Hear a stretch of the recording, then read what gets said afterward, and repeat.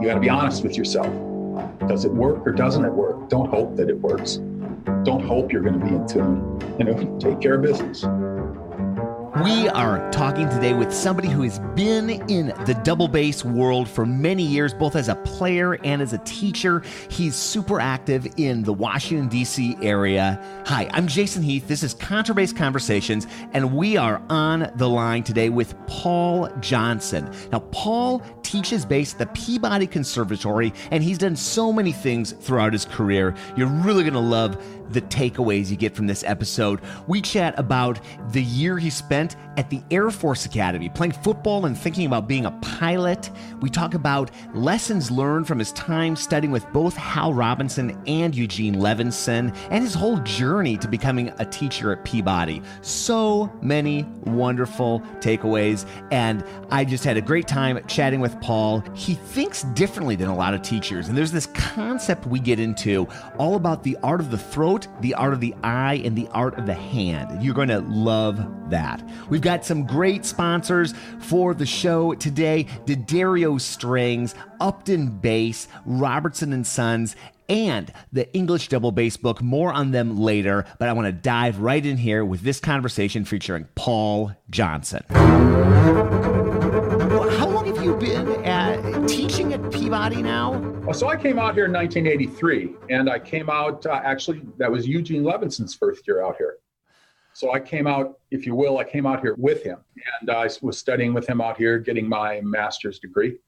And that's when I first began. I served as his assistant for a couple of years, and then I started to teach both in the prep, and I think I had one student in the conservatory. So that's really when I started to get involved teaching here. Step-by-step process. The prep was a great place to really start to spread my wings and get involved in teaching on a much deeper level. Well, maybe we can start, just take us from growing up in Wisconsin to kind of finding the bass and this that decision to make music your thing. Well, Midwest is a musical place. Midwest is a singing kind of place. I mean, if you're a Lutheran and you haven't sung a Bach chorale, then you've been hiding in the bushes someplace. Did a lot of singing when I was young. Basically, through high school, if you could do it in front of a group of people, I was interested. So, play football, do a lot of athletics, play, dance, sing, do those types of things. I was involved. And then with that kind of a skill set, I ended up in the Air Force for a year, which is, a hard right turn at Albuquerque. And it was very different. It was right at the end of the Vietnam War. Not that I was going to war per se, but there was, a sense of, my dad was a state trooper and my mom was a nurse. So there was a sense of service in our family. And so, I went and gave that a try for a year, and it was very interesting. Certainly it served to change a little bit of who I am and, what I'm about and what I think. And I left there after a year, and I went to the University of Wisconsin for a year. And I had it in my mind that I was going to work on music or some type of a performance thing. And I didn't really know where to go or what to do about it. So I actually went to the University of Wisconsin and became I was a music major, but I think I spent my whole life over in the theater department. And, the University of Wisconsin was good for educating myself in the ways that the Air Force never could. The college life in University of Wisconsin was different. So then, it was a question of looking for a place to follow music. And I ended up at St. Olaf College in Northfield, Minnesota. And I think their music is well known. It's a big chorus school. I think they've got 5 choruses and lots of singing. To be sure, the St. Olaf Choir is well known. And they have 2 orchestras, 2 bands, probably a partridge in a pear tree for all I know. But there's a lot of music. And I think that's where I finally got a hold of the idea that, well, you're a bass player, why not give it a try? And that's really in Minnesota in 1977. That's when I first met Eugene, or Mr. Levinson. That must have been when he was principal of Minnesota Orchestra, right? Because that was, was that the first job that he took when he came over to the States? And yeah, that was his first job in the United States. And I was at St. Olaf, and he actually wasn't teaching there yet, but I had gone up to a concert, a recital that he had given. And I was still a fledgling bass player, definitely eyes like agog. And I went and heard him play, and I think I try to remember what it was. It was like Beethoven horn sonata, Vivaldi violin concerto, Eccles, and something else, And I was like agog, just jaw-dropping kind of a thing. Like, wow, that's just amazing to me. And it was just, at that point, I was like, wow, I'd really like to study with him. He's inspiring. Well, what a fantastic early teacher to have. And I mean, what were those first lessons? Can you remember back to those first lessons, what those were like? Well, the truth is I was pretty clueless as a person. I mean, I was a big fish in a very, very, very small pond growing up, and making a choice to do that, was like, wow, it takes a lot of intestinal fortitude. So he came down and started to teach at St. Olaf. And I remember the first lessons were I was eager and I was hungry and I wanted to really excel at doing it. And trying to understand, the place where he had come from, and the rigor and the intensity that he put towards his music. I had to do a little bit of cultural interpretation too. And I'd bring myself to the point where I knew how serious he was about what he did and why that fed into how good he was and what he could do. And so to bring myself to his, I don't know what else to say, but thought process, it's like, well, okay, if we're going to get serious, this must be serious. And he was serious and, a real, a taskmaster, but he never asked me to do anything that wasn't important. And yeah, it was exciting. It was an exciting time, but I have to admit frustrating as well, because I was really young at it. I mean, when I think about, my recital at St. Olaf, my Bachelor music recital, to be honest, when I was a senior, I've got freshmen coming in right now that play better than I did when I graduated from my undergrad, just to be honest about it. And I think only because I was stubborn that I kept going, which is kind of what a musician does anyway, right? Right. So one thing that I would think would be interesting, and I usually ask this kind of at the end, but since we're just like talking about Eugene or Mr. Levinson and studying with him, like right. You've done so much teaching now and so much playing. Like if you could go back and talk to Paul finishing his undergrad right then and give him a little bit of advice, whether like in terms of like what you're doing in the practice room or career advice, like what would you tell young Paul about, like based on what you know now? Well, gosh, the parents are always ask me, if you went back and, if you know what you know now, what would you do and go back? And my answer for them, and I've thought about it quite a bit, is like, man, I'm so lucky to have made this choice. And I love where I am right now. But if I went back, I don't know if I'd have the courage to make the choice again, because we all know what it costs in energy and effort, in caring and everything that goes with that. But I think, that it would be good if I understood that what the right questions were to ask, as opposed to show me how to do this. I was a linear thinker, and I don't think asking how to do something is necessarily the right thing to do, So I think I would get more into the why. Why do you want to do that? Because of why eventually comes back to how. Well, I want it to sound like this. Well, why doesn't it sound like that? Oh, that's a how question. So they're both philosophical and intellectual and actual fingers on. The why is what's really important then, because it does come back to that. So yeah, that's what I would tell myself. Try to find the right questions to ask, which is a different philosophy entirely when it comes right down to it. So thinking about Mr. Levinson or Eugene or however you want to say let's call him Eugene. Okay. Call him Eugene. So his career took him out to the East Coast. I mean, how did you end up studying with him then at Peabody? Because I know he ended up obviously in the New York Philharmonic. Was there an intermediary step for him? Well, he was working with the Minnesota Orchestra. And I know that, God, there's probably a long story there, but I do know that that people had met him out at Aspen, And they had said, well, Peabody, I think it was even Karen Tuttle. I might be wrong about that.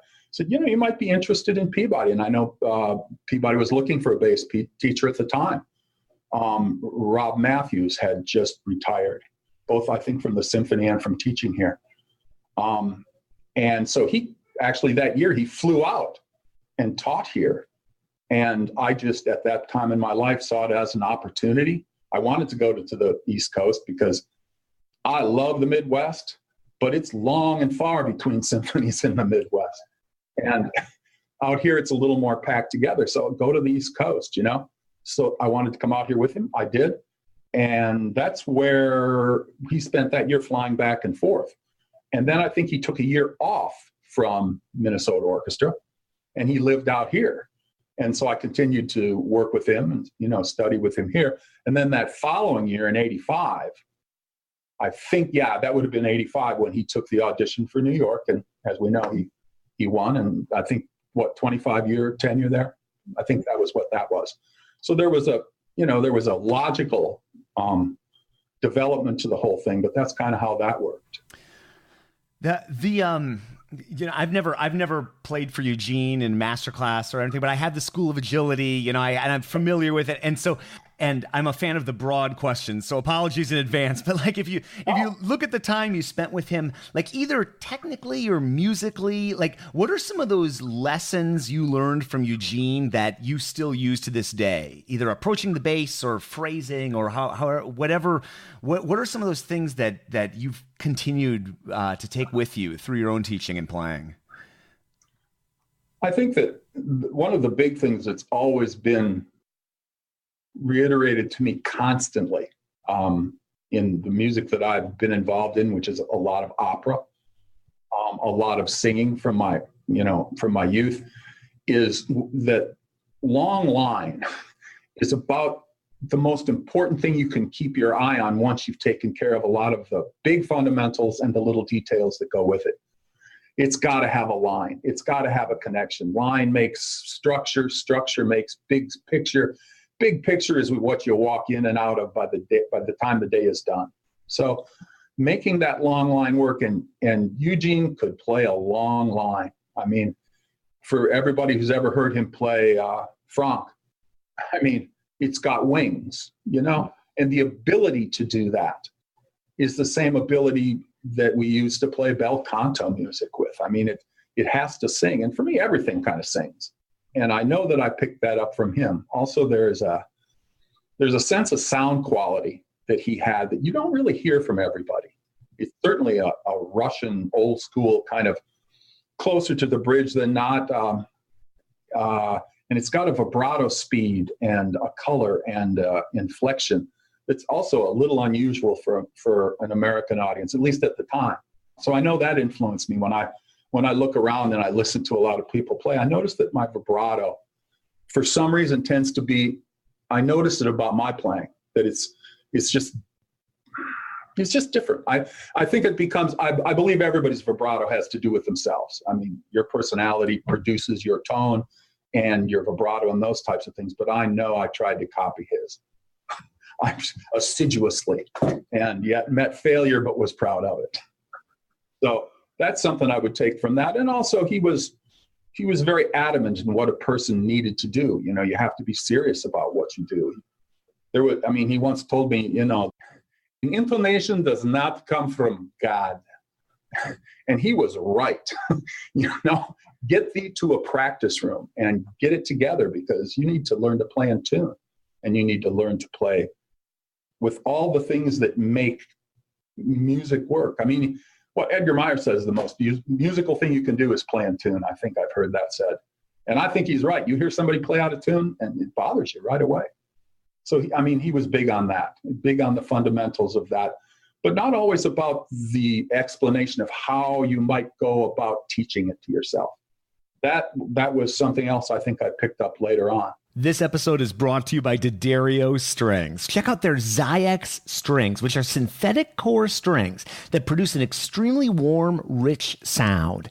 Get the sound and feel of gut strings with more evenness, projection, and stability than real gut. Thanks for sponsoring the podcast, D'Addario. This episode is brought to you by Robertson and Sons Violins. For more than 40 years, over 4 decades, Robertson and Sons has specialized in providing the highest quality stringed instruments and bows to collectors, professional musicians, music educators, and students of all ages. Their modern facility, which is totally beautiful, by the way, if you're ever able to make it out to Albuquerque, New Mexico, I highly recommend it. They have a recital hall that they use not only for performances, but it's available to their clients. So if you want to try out a fine pedigree bass or even a student bass or anything in between, you can go in that recital hall. I've had the chance to do that. Totally amazing. I'm like a kid in the candy store when I'm down there at Robertson's.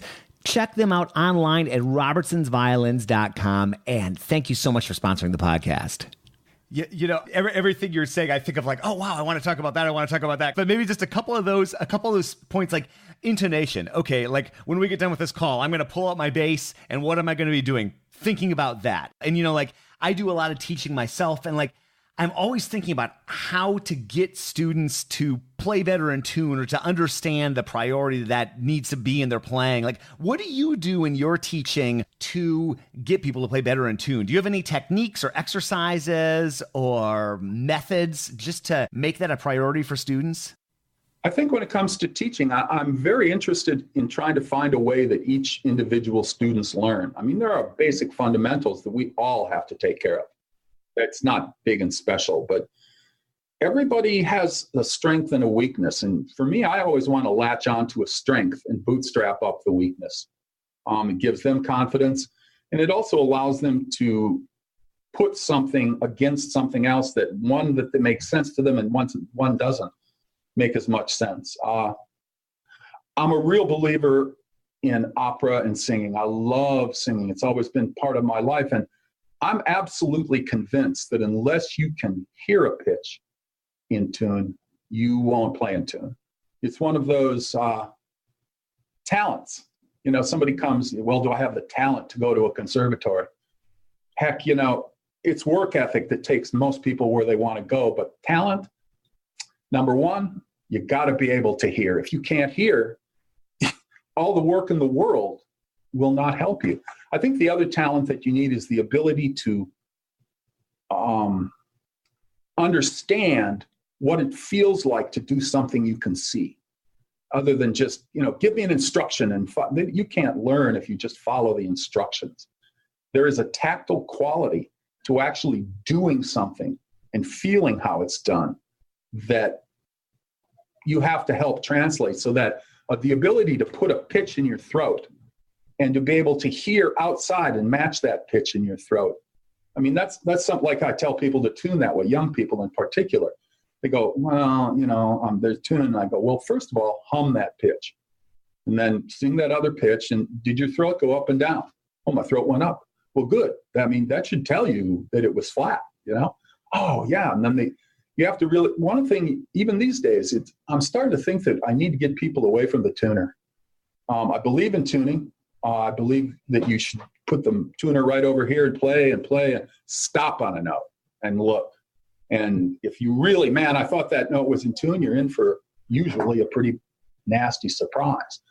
And yet, if you thought it was out of tune, you go, good, I was right. How much out of tune? And then you start to hear what a really in tune note sounds like.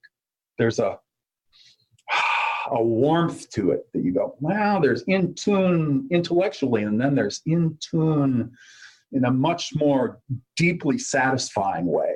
And they both are required. So I think you got to hear pitch, you got to feel pitch, and you have to understand that in tune is something more than 440 cycles equals 440 cycles. I especially like setting the tuner on the other side and then just testing notes as you're going through, as opposed to working assiduously. Staring at a tuner and playing a scale will not help you to play in tune, not in the real sense of actually performing. I love it. That's such a great way to put it. And that like physiological sense of intonation, you know, actually like feeling that note resonating, you know, if in your throat, if you're singing, or on the bass as the bass is like ringing the right way, just that. You were talking about vibrato too. And I couldn't agree more, like that, like how distinctive everybody's vibrato is. And like, man, what a funny thing to teach, and a fascinating thing to teach and get into. And like, how do you approach just the whole topic of vibrato, like with students? Do you have people you have them go listen to, or like how do you develop that, or develop one's own ability to find their vibrato? Well, I know that all voices have a different vibrato. If you listen to opera singers, you listen to anybody, that voice is particularly set up to have a natural vibrato. You can hear it a mile away. You can hear Victoria de Los Angeles versus Jesse Norman versus Bergonzi versus Baluch, and because that is so personality oriented, you try to get people to hear their own vibrato. I try to get them to sing a little bit, but most people kind of sing from the throat and they don't kind of let it go. So it doesn't come out. But then to get them to listen to other people's vibrato and ask yourself, what is it about that that's going on? And now at the same time, I'm interested into physical things. So I've got big red balls around here and rubber bands and little exercises to do at the piano and while you're eating dinner. And what you want to do is establish what it feels like to vibrato. Even one little cycle. And a teacher can see a good vibrato in 2 cycles. Wah, wah. It's like, yep, that'll work. And then they need to know that little thing that they did before they got all tense, that was the truth. And you just need to be able to reproduce that. There's a sense of feeling, a tactile sense that once you do it, you know it, and you should be able to repeat it. I've got all sorts of things around that I get people to try to establish a feel.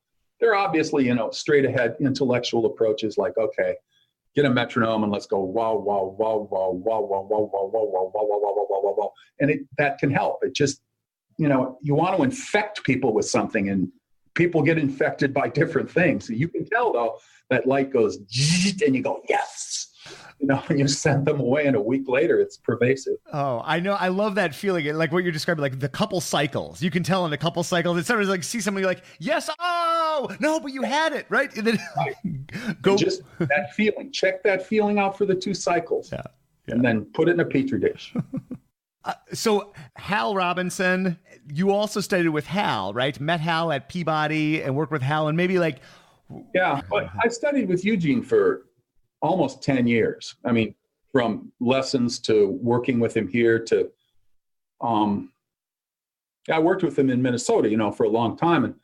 And in between the time that I came out here and working in Minnesota, I had a long road to go before I was even competitive professionally. And so I got a job in Minnesota as a guard. And I did the midnight shift, and I went to the guard shack and I practiced all night long in the guard shack. I would take lessons with Eugene, and I would, go home and sleep. That was my life. And so when I studied with him for like 10 years. And then when I came out here, I sensed Eugene was going to move on to New York. And I'd heard about Hal, somebody that I was studying with here at the time. His name was Rick Vizicero. He said, you should check this guy out. He's something else. And so I drove down to Occoquan and had a couple lessons down there. And he was like, it was a yin and yang kind of experience that is hard to even explain. The cracks that Eugene left, Hal filled in for me. There's this, and then there's that, but together there's a whole world. And I think that Eugene was an inspiration to me and brought me to a place where I could never have hoped to come without him. And Hal was like this, he got into a little bit more of the whys and the hows in particular. And Hal's good with that well-paced, taking you from where you are to the next step and being very, compassionate and warm about everything he does, and yet a very high standard. So I was lucky to have teachers with, a very high standard like that. You got to be honest with yourself. Does it work or doesn't it work? Don't hope that it works. Don't hope you're going to be in tune. Take care of business. Hal showed me how to listen to a lot of other people and to take what other people had to offer and find out how it might fit myself. And not only that, but I'm sure as I dredge back into the backwaters of everything I've ever learned, those are the things that have come to help me to be a teacher, not just from what Hal and Eugene told me, although they're very prevalent, but it's how I started, to be a sponge for everything else, like most musicians need to be. the more involved you get, the more you take everything from everybody that you can find. And I think that's it's fun to, like, I couldn't agree with you more. I am a walking sponge, and like, we're chatting here, and I'm going to go teach later tomorrow and probably use things that we're talking about now. Right. It's such an incremental thing, like how you evolve as a teacher. I think, like, I don't know that I'm necessarily that different than I was a week ago as a teacher, but if I go back 5 years, I feel like I've changed a lot. I go back 20 years, I feel like I'm like a totally different person. Like, what are some ways that you felt you've evolved as a teacher? I think, I'm absolutely sure at this point in my life that my job is to teach other people how to learn to the best way that I can. I spend 3 hours a week with them. They spend 24 to 40 hours with themselves alone. 40 hours is too much to practice, but some people don't listen to you. And some people don't put in 24, and some people don't listen to you. But, let's say 24, 30 hours a week, they're the people that have to go in and they learn. They have to teach themselves how to learn. They have to be didactic. They have to be intellectual. They have to be subjective. And they have to be honest with themselves. And in a lesson, that's what you need to take over to the student, ask the right questions, and when appropriate, show them, okay, this is how I do that.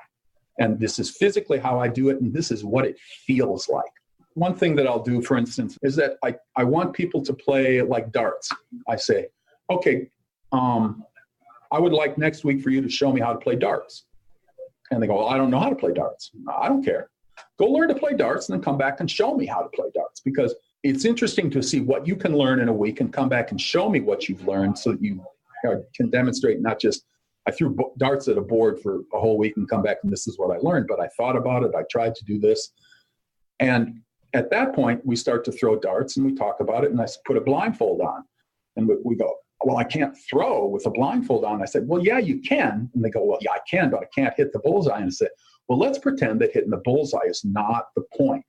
Let's suppose that we're going to just talk about something. Put a blindfold on, and they start to throw, and they go, well, I don't know where to throw. And I said, I tell you what, why don't you just throw and pay attention that the same, you throw the dart exactly the same way every time. And it's much easier. What they say, and it's true, is that when you put a blindfold on, you start to pay attention to all those tactical things like body constancy. I'm throwing with my body, not with my arm. I'm releasing all three fingers at the same time. I breathe well, and it actually helps me throw it. What ends up is if you actually end up doing that, the darts group. And when they group, that's pure evidence that your consistency of toss is the same thing. Well, throwing a bow is no different than throwing a dart, and it's the consistency with which you throw it is directly equal to the consistency with which you play a note. Consistency of note is consistency of time, which is relaxation, and we all go from there, right? Consistent playing is what builds music. And so trying to find little teaching things to get people to be way more observant than they were when they started, and understand that there's this intellectual and subjective approach to everything. I think that that's really, really important. That's a big part of my teaching, I think. And that grows and grows over time as I meet more and more ideas from more and more people. And, listening to your conversations, I go, wow, okay, yeah, right, I get that. I should try some more of that. Or yeah, I do that too. Good. I'm glad somebody else does that, and I'm not just, out here in the swamp. This episode is brought to you by the good folks at Upton Bass String Instrument Company. Eric and Gary and the whole Upton team, I can't say enough good things about them. And they have been on board with the various endeavors I've done online from the start. They were one of the early sponsors of the blog back in 2006 and 2007. And it has been so fun to follow along with their journey and see them develop these new models of basses like the car bass, the Bostonian, the Bohemian, and to connect with all these amazing players. I've had the privilege of speaking with so many people that play Upton basses, from Eric Rivas of Branford Marsalis' band and Lucia Torino of The Devil Makes Three, all the way over to Anthony Monzo of the New Century Chamber Orchestra, and Kevin Smith, Willie Nelson's bass player. I've had many students purchase Upton basses over the years. I've had a lot of colleagues play Upton basses. I see them on gigs all the time. They play great, and Upton stands behind their work. Can't recommend them highly enough. Check them out online at uptonbass.com. This episode is brought to you by the English Double Bass Book, a new book by George and Tom Martin along with Martin Lawrence, which examines the great English double bass makers of the 18th and 19th century, illustrating in fine detail the incredible work they produced. It also explores the fascinating story of how the double bass came to England, its development guided by the great virtuoso Domenico Dragonetti, and the rise and fall of the English double bass makers. To pre-order your limited edition copy, visit www.theenglishdoublebass.com. Something I think about a lot, especially with people that are in that academic calendar or that audition calendar, they've got like goal, goal, goal, goal. And then you have these long-term things that you're working on with people. And like, when does that sort of like real leveling up learning occur? Is that like when someone's preparing for an audition or a recital or something specific? Or is that like after the event when they've got some time free? Like, when do those breakthroughs happen for when you're working with people? Have you noticed any correlation between like, because we all know that students have certain times when it's bonkers, right? It's like 2 weeks before the recital. Oh, we got to get all this music together. Oh, I'm taking this sub audition for Philly. Oh, we got to get all this music together. Have you noticed any correlation between like making breakthroughs and those extrinsic goals, external goals? I find that breakthroughs come with gestation. Okay. You work and you work and you work, and you learn, but you may not be knowing it.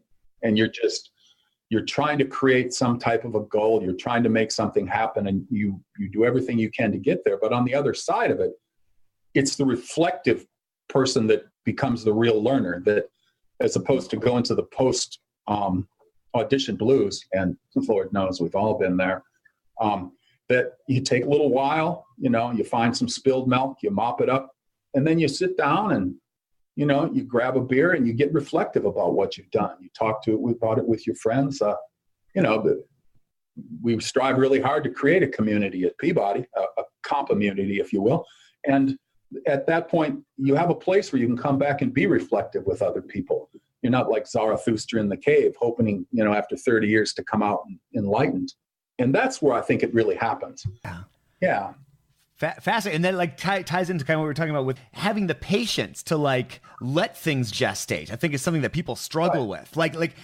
How do you keep people, and this is something that I've talked about with David Moore, at USC, like, how do you get people to have the patience to stick with it for the weeks, months, maybe even years it takes to get to, like, how do you help students get through that inevitable discouragement that they have when they don't win that audition, when something goes off the rails, when they feel like they're stuck? I mean, maybe it's good. Like, what have you discovered that to just help get people through those tough times? Yeah, there are hard times. Yeah. They're, when you become very self-reflective in a kind of a negative way. Yeah, that's important. That's the important part of being mentorial as a teacher, which, I know a lot of teachers here and there, and they're all that way. All good teachers, I think, step up to help the individual as well as the musician in all of us. And I think you have to look back into your experiences as a musician to find out what is it that stepped up and made it okay. I try to tell the truth all the time to my students, but there's different kinds of truth that you need to hear. And sometimes you need to hear that it will be okay. And sometimes you need to hear that your future's in your hands and you need to do something about it. And, there's different messages I think that a teacher can send that are honest to all situations, but well crafted to the needs of the individual. Individuals are ready to, like vibrato. People are ready to learn vibrato. You can tell. And you try to coach them and you try to bring them along to that point. But there's a moment you go, yep, it's time to plant. And you just go after it that way. I don't know if that doesn't really answer your question. No, but I think it's an individual thing. Yeah, no. Well, it's good. It's pat him on the back and get back in there. Yeah. You know, sometimes it's a football game, sometimes it's not. It's all about being an athlete, I can tell you that. But yeah, and that mentorial role, like you were talking about, I mean, that's so important. Like, when is the right time to like share, point something out? I was talking with Barry Green a couple of weeks ago about teaching, and he just made an offhand comment. He's like, you never really teach anybody anything. All you're doing is like pointing things out up there, you know. And like Socrates said that I think what you need to be is a midwife as opposed to. And I believe that. Yeah. That there's a lot of knowledge, and you have to help people find the door, but they have to walk through it. Mm-hmm. Can you just describe a bit about just the setup for Peabody in general, the teachers that are there, and then just like studio class, like what the experience is like as a bass student there? Sure. I don't think the department here is that entirely much different from what the departments that I know across the United States, from Curtis to Rice to USC to up at Colburn to NEC, Eastman, Juilliard, all the Manhattan. I mean, I think I've been very lucky to have been working here for quite a while. And over the time, I've been incredibly fortunate to work with some fantastic colleagues. And we've worked very hard together to maintain a broad, it's some kind of a team teaching concept. I mean, I have my studio of people, and the other teachers right now, Ira Gold has his studio, but we teach all orchestra rep classes. We trade off. We teach solo rep classes. We trade off. I see his students for questions. They drop in and they go, well, would you listen to this? And I go, sure. And I probably throw them a couple of ideas, and I get on the internet and say, so-and-so came in, they played this for me, I told them this.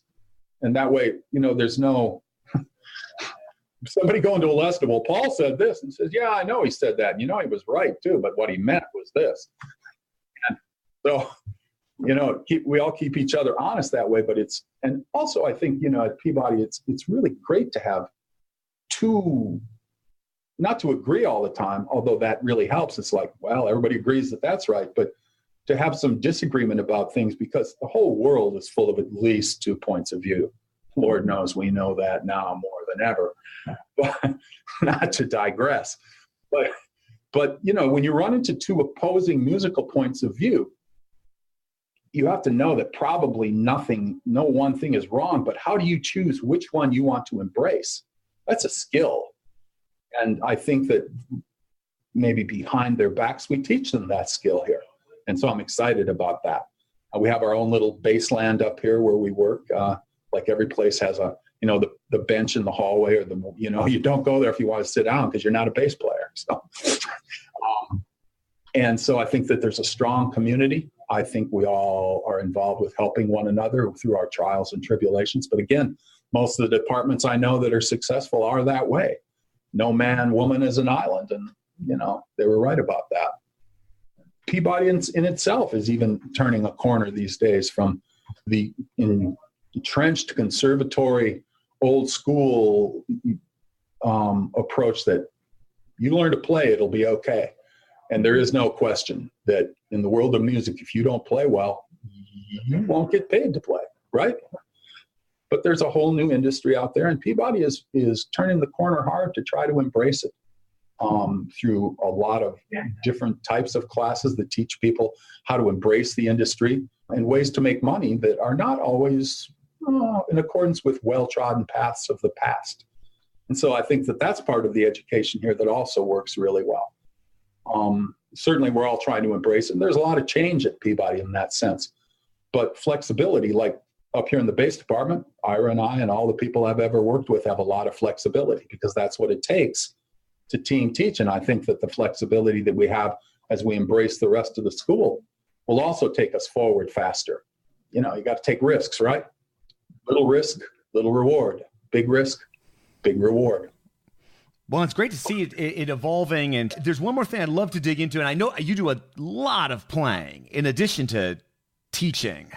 Maybe could we talk through just like a couple of the regular stops on your professional playing, docket for the year? And then maybe like how being an active player affects you as a teacher. Mm-hmm.